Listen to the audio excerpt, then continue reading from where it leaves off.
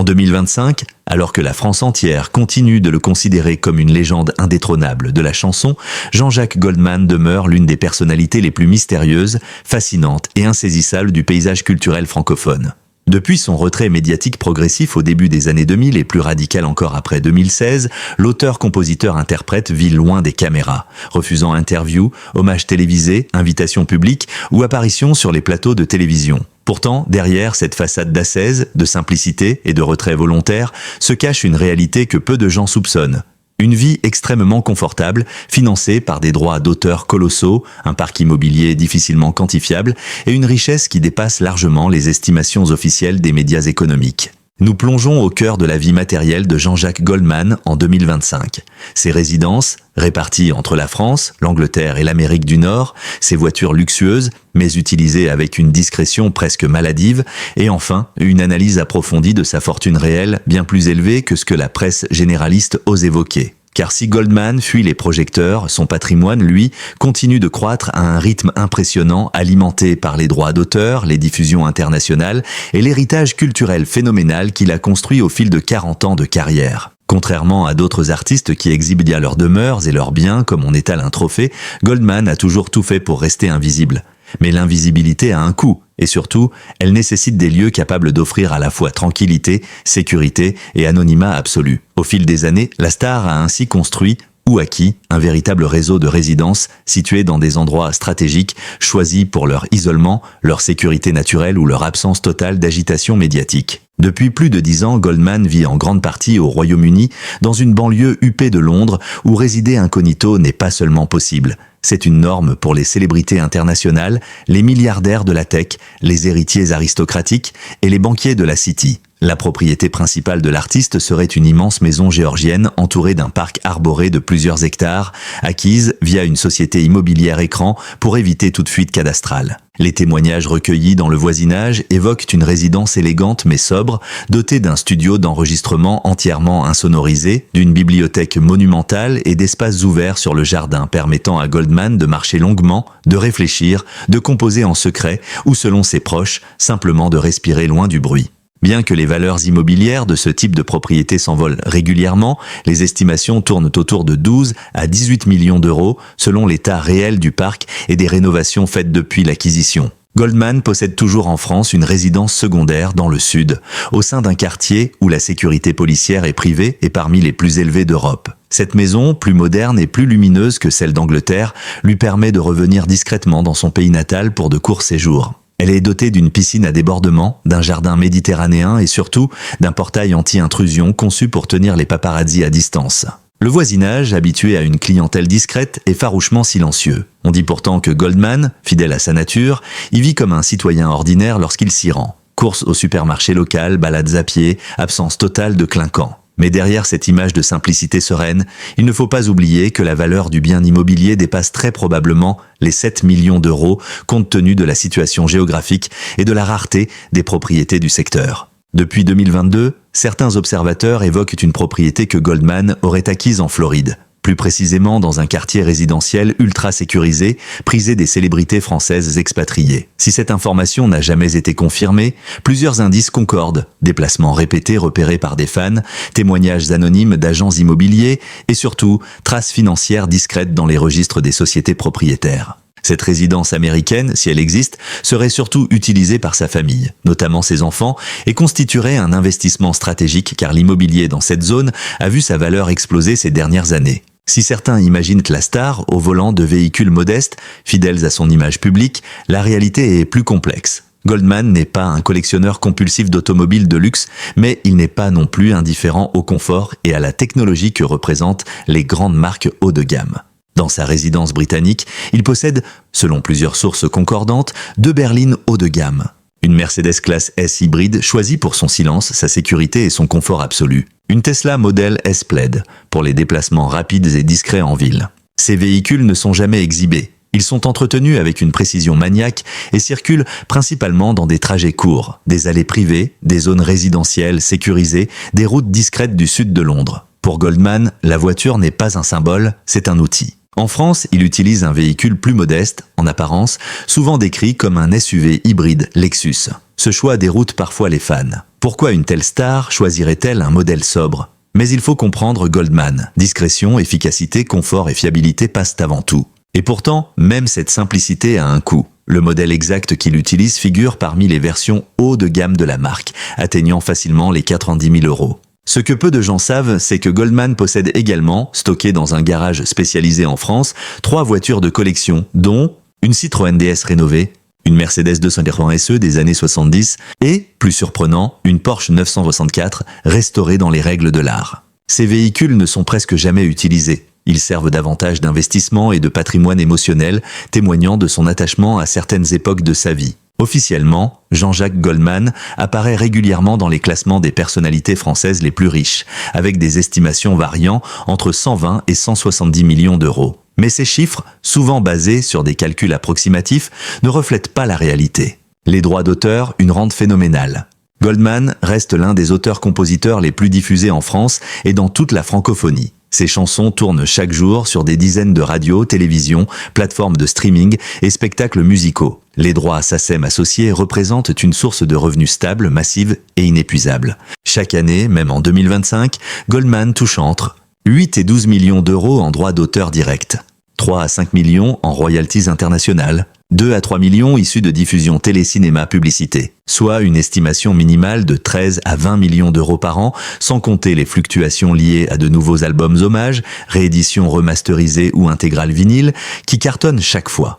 Les investissements invisibles ? Outre l'immobilier, Goldman place des sommes considérables dans des fonds d'investissement à faible risque, des portefeuilles en obligations internationales et des fonds éthiques, un choix cohérent avec son image d'homme engagé mais discret. On estime que ces placements financiers représentent au moins 60 millions d'euros, probablement davantage. Une fortune réelle proche de l'indécence, si l'on additionne les biens immobiliers, les placements, les droits futurs et les avoirs liquides, la fortune réelle de Jean-Jacques Goldman en 2025 est plus proche de 220 à 270 millions d'euros, un chiffre largement supérieur à tout ce qui est publié dans la presse visible. Et pourtant, malgré ces sommes astronomiques, Goldman reste fidèle à sa ligne de conduite. Vivre simplement, donner anonymement, aider sans se montrer. Car la légende ne tient pas seulement à ses chansons, mais à cette dualité fascinante. Être immensément riche, mais ne jamais le laisser paraître. À première vue, Jean-Jacques Goldman incarne la modestie. Ses apparitions publiques, rares et sobres, contrastent violemment avec la démesure habituelle du show business. Pourtant, en 2025, il n'est plus seulement une icône musicale. Il est devenu un modèle d'éthique silencieuse, un mythe vivant de la réussite à la française. Sa richesse, accumulée sur plusieurs décennies, n'a pas transformé son rapport au monde. Elle l'a plutôt renforcé dans sa conviction que le luxe ne vaut rien sans la liberté de s'en détacher. Loin des excès, Goldman pratique une forme d'ascèse raffinée. Il déteste les démonstrations de richesse mais apprécie la qualité, la durabilité et l'authenticité. Ce n'est pas un homme d'opulence, c'est un homme d'exigence. Ses intérieurs sont minimalistes mais chaleureux, bois noble, tapis anciens, bibliothèques immenses où se mêlent philosophie, littérature et partition. Il aime les objets fonctionnels, ceux qui ont une âme. Les rares visiteurs décrivent une atmosphère monacale et feutrée où chaque détail semble réfléchi. Pas de tableaux hors de prix, ni de sculptures contemporaines extravagantes, mais des souvenirs, des disques d'or, des lettres d'amis musiciens, des photos en noir et blanc.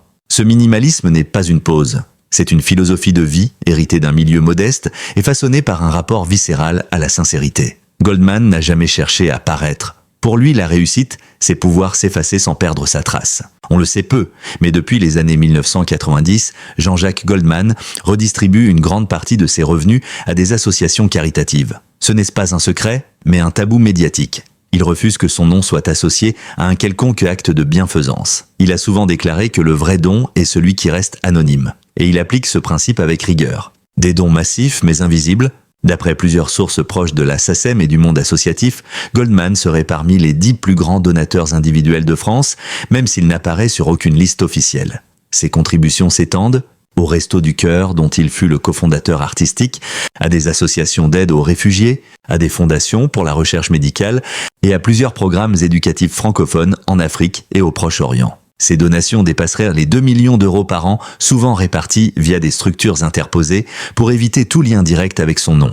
Certains affirment même qu'il soutient, en secret, des jeunes artistes ou des familles en difficulté à travers des gestes simples, le financement d'une bourse, le paiement d'un loyer ou la prise en charge discrète de soins médicaux. Pour Goldman, parler de charité serait une trahison morale. Dans son entourage, on raconte cette anecdote. Un jour, un journaliste lui aurait demandé pourquoi il ne revendiquait pas ses actions philanthropiques. Il aurait répondu « Si je le dis, ce n'est plus de la générosité, c'est de la communication ». Cette phrase résume tout. Dans un monde où chaque star expose ses bonnes actions sur Instagram, Goldman reste le dernier des discrets, celui pour qui la bienveillance doit rester invisible pour être pure. L'argent n'a jamais enfermé Goldman. Au contraire, il lui a offert la seule richesse qu'il recherche, le temps et la mobilité. Depuis son exil londonien, il voyage souvent, mais toujours en dehors des circuits touristiques. Pas de jets privés ni de yachts spectaculaires. Il privilégie les vols commerciaux, en classe affaires, sous une identité légale mais discrète. Les rares photos prises de lui à l'aéroport montrent un homme seul, un sac en toile sur l'épaule vêtu d'un simple jean et d'une veste en cuir. Ses destinations favorites ne sont pas les capitales mondaines, mais les îles et les zones reculées. On sait qu'il se rend régulièrement en Crète, où il possède une maison secondaire quasi invisible depuis la mer. Il apprécie aussi la Scandinavie, notamment la Norvège et la Suède, où il trouve une forme d'humanité silencieuse. Plus surprenant, il aurait passé plusieurs mois au Québec, où il s'isole pour écrire, pas forcément de la musique, mais des textes personnels qu'il ne publiera sans doute jamais. Chaque voyage a une fonction, se retrouver, se libérer du bruit, observer le monde sans y participer. Goldman fuit les foules, mais pas les humains. Il écoute, il regarde, il absorbe. C'est ainsi qu'il nourrit encore son imaginaire. La fortune de Jean-Jacques Goldman n'est pas un but, mais un outil. Il ne l'aime pas, mais il sait la faire fructifier avec intelligence. Loin des spéculations et des investissements tapageurs, il confie la gestion de ses actifs à un cercle restreint de conseillers financiers réputés pour leur discrétion absolue. Son portefeuille est réparti entre l'immobilier, les obligations, les fonds d'investissement durables et surtout, c'est là son originalité, des structures solidaires où l'argent travaille pour des causes qu'il juge justes. Il a notamment placé plusieurs millions dans des fonds écologiques et humanitaires, refusant les secteurs du pétrole, du tabac ou des armes. Cette cohérence financière s'inscrit dans la continuité de son image, celle d'un homme moralement exigeant qui veut que chaque euro ait un sens. Pour lui, la vraie richesse n'est pas d'avoir, mais de pouvoir se détacher du besoin d'avoir. Ses proches confient qu'il vit avec une rigueur quasi monastique. Il n'a ni garde du corps, ni personnel nombreux, ni train de vie excessif. Mais cette simplicité cache une logique, celle du contrôle. En limitant les dépenses inutiles, il garde la main sur son destin. Il n'est redevable à personne, ni à un producteur, ni à une multinationale, ni à une marque. Ce que Goldman a acheté avec sa fortune, ce n'est pas une villa ou une voiture, mais la liberté totale. Celle de refuser les médias, celle de dire non à la nostalgie, celle de choisir le silence sans que personne ne le conteste. Il n'appartient plus à aucune industrie, il ne dépend d'aucun label. Même les maisons de disques doivent négocier âprement la réédition de ses albums.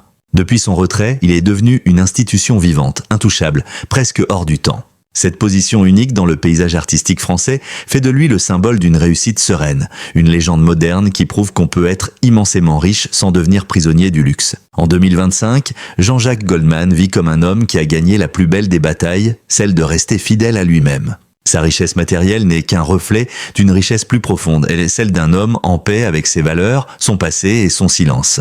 En 2025, Jean-Jacques Goldman a atteint un âge où beaucoup de ses contemporains ont choisi de se retirer complètement du tumulte du monde. Mais lui, il ne s'est pas seulement retiré. Il a maîtrisé l'art du silence au point d'en faire une philosophie de vie. Loin des studios, des projecteurs et des scènes qui ont fait sa gloire, il continue pourtant d'exercer une influence considérable, non par la parole mais par l'exemple. Jean-Jacques Goldman a toujours séparé sa vie publique de sa vie privée avec une rigueur quasi militaire. Marié depuis 2001 à Nathalie, une chercheuse franco-vietnamienne, il mène une existence paisible rythmée par des habitudes simples, balades matinales, lectures, repas en famille. Le couple vit loin des excès et de la superficialité des show business. Leur relation repose sur un respect mutuel profond et un amour de la liberté. Nathalie a son propre parcours professionnel et Goldman n'a jamais cherché à l'exposer à la curiosité médiatique. Leur union a donné naissance à 3 filles, Maya, Kimi et Rose. Ces enfants, qu'il protège farouchement, ont grandi entre Londres et Marseille dans un environnement stable et sans privilèges apparents. Les proches affirment qu'il a voulu les préserver de la tentation de la célébrité. Pas de réseaux sociaux, pas de surmédiatisation, pas de nom de famille utilisé comme tremplin. Il aurait même refusé plusieurs propositions d'interview qui évoquaient sa vie familiale, estimant que les enfants ne doivent pas payer pour les rêves des parents. Cette pudeur familiale renforce son image d'homme juste. Car si beaucoup de stars proclament leur attachement à la vie privée tout en l'exploitant médiatiquement, Goldman, lui, n'a jamais franchi la ligne. Pour lui, aimer c'est protéger, et protéger c'est se taire. En refusant la gloire, Jean-Jacques Goldman a transformé sa carrière en légende. Ses chansons, Il suffira d'un signe, Je te donne, Envole-moi, Comme toi, continuent d'être transmises de génération en génération, mais plus encore que sa musique, c'est son attitude face à la célébrité qui inspire. Les jeunes artistes le citent comme modèle, non pas pour sa voix ou ses ventes de disques, mais pour sa droiture morale, son humilité, sa capacité à disparaître sans amertume. En 2025, il est devenu un symbole de résistance à la vanité. Dans une époque obsédée par la visibilité, il est la preuve qu'on peut rester grand sans s'exposer. Son silence n'est pas un retrait, c'est une parole plus forte. Il dit que le temps et la sincérité valent plus que le buzz et la polémique. L'artiste comme conscience tranquille. Des sociologues de la culture ont souvent comparé Goldman à un moine laïque, un homme qui a choisi la simplicité comme bouclier contre la décadence médiatique. Il ne donne pas de leçons, mais il incarne une forme d'intégrité silencieuse. Loin de la tentation du pouvoir, il préfère le retrait fécond, celui qui laisse la place à la réflexion, à l'intemporalité. Pour beaucoup, il est devenu le dernier artiste pur de sa génération, celui qui a su s'effacer avant d'être déformé par la machine médiatique. Malgré son éloignement, Goldman n'a jamais rompu complètement les liens avec certains amis de longue date. Patrick Bruel, Céline Dion, Michael Jones ou encore Carol Fredericks ont tous marqué des chapitres de sa vie artistique et personnelle. Même après la disparition de Fredericks, il a continué à entretenir la mémoire du trio, veillant à ce que leur musique reste vivante. Avec Céline Dion, les liens sont restés particulièrement forts. Il lui a offert certaines de ses plus belles chansons, Pour que tu m'aimes encore, S'il suffisait d'aimer, et même s'ils ne collaborent plus depuis longtemps, un profond respect mutuel les unit encore. Goldman a toujours refusé de parler de la maladie de la chanteuse, mais dans son entourage, on dit qu'il lui a écrit plusieurs lettres de soutien, dans son style sobre et sincère. Avec Patrick Bruel, la relation est plus distante, mais empreinte d'admiration. Les deux hommes incarnent deux époques de la chanson française, celle de la passion et celle du silence. Bruel a souvent déclaré « Goldman, c'est la seule star que je connaisse qui ait réussi à disparaître sans perdre son aura. Ses amitiés sont rares, mais profondes. Il fuit les cercles mondains, mais garde contact avec des scientifiques, des professeurs, des gens ordinaires qu'il rencontre dans ses voyages. Cette diversité d'amitiés nourrit sa curiosité et lui rappelle ce qu'il aime le plus, la sincérité sans artifice. À 73 ans, Goldman n'écrit plus pour la scène, mais il continue d'écrire. Pas pour publier, pas pour vendre, mais pour laisser une trace humaine. Des proches affirment qu'il a rédigé plusieurs cahiers personnels où il consigne ses réflexions sur la société, la foi, la jeunesse, la musique et la transmission. Ces carnets, rangés dans un coffre privé à Londres, pourraient un jour être publiés à titre posthume. Ils contiendraient, selon un ami proche, des pensées d'une justesse bouleversante entre philosophie et tendresse. Il s'intéresse toujours à la nouvelle génération d'artistes. Juliette Armanet, Vianney, Zaz, Grand Corps Malade, il admire leur créativité mais s'inquiète du rythme effréné de la notoriété moderne. Il aurait confié un jour à un ami producteur « Aujourd'hui, on brûle les artistes avant même qu'ils aient le temps de mûrir ». Cette phrase résonne comme un testament moral. Goldman ne veut pas laisser une fortune, mais une façon d'être au monde, une leçon d'équilibre entre succès et simplicité. Le paradoxe de Goldman, c'est que plus il se tait, plus on parle de lui. Chaque absence devient un message, chaque silence une déclaration. Et c'est peut-être là le secret de sa longévité, il a compris que le silence, dans un monde saturé de bruit, devient la plus puissante des musiques. Son héritage dépasse les chiffres, les albums ou les disques d'or. Il réside dans la mémoire collective, dans ces milliers de moments de vie accompagnés par ses chansons. Des naissances, des deuils, des voyages, des amours. Sa musique est devenue un patrimoine émotionnel français, un refuge commun. Et même s'il ne parle plus, sa voix continue de vivre à travers les générations. Goldman ne reviendra probablement jamais sur scène, non par fatigue, mais par conviction. Il a compris qu'un artiste ne meurt pas quand il s'arrête de chanter, mais quand il se trahit. Et lui, il ne s'est jamais trahi. En 2025, alors que tant d'icônes s'éteignent dans le vacarme ou la polémique, Jean-Jacques Goldman reste debout dans le silence. Il est l'exemple rare d'un homme qui a tout eu, la gloire, la fortune, l'amour du public, et qui a su tout rendre sans amertume. Il vit désormais dans une paix que peu peuvent s'offrir, celle qui naît de la cohérence entre les paroles et les actes. Et si un jour il devait quitter ce monde, il le ferait sans fracas, avec la même douceur que ses chansons. Jean-Jacques Goldman ne cherche plus à briller. Il éclaire encore, mais de loin, et c'est peut-être cela la vraie grandeur,